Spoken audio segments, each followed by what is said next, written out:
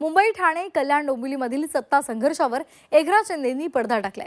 या सर्व महानगरपालिकांमध्ये महायुतीचाच महापौर बसणार असल्याचं एकनाथ शिंदेंनी स्पष्ट केलंय।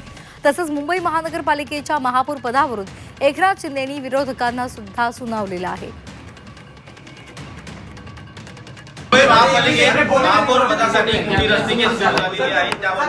काही रस्सीकेस कोणाची नाही, कोणाची ज्याच्याकडे बहुमत नाही तेच सांगतायत आमचा झाला पाहिजे, आमचाच झाला पाहिजे। ज्यांच्याकडे समर्थन नाही, मॅन्डेट नाही, अशा लोकांनी स्वप्न पाहणं चुकीचं आहे। गिरे तो भी टांग ऊपर अशी वाली बात आहे। काय प्रस्ताव, आम्हाला कोणाच्या प्रस्तावाची गरज काय? इथे शिवसेना भाजप युतीचा महापौर महायुतीचा होतोय मुंबईमध्ये। मुंबईत काय, मग ठाणे असेल, कल्याण डोंबिवली असेल, उल्हासनगर असेल, आपली नव्या मुंबईत पण शिवसेना भाजप सत्तेमध्ये आहे, ते दुसरं कोण आहे? आणि पनवेल आहे, मुंबई MMR आहे।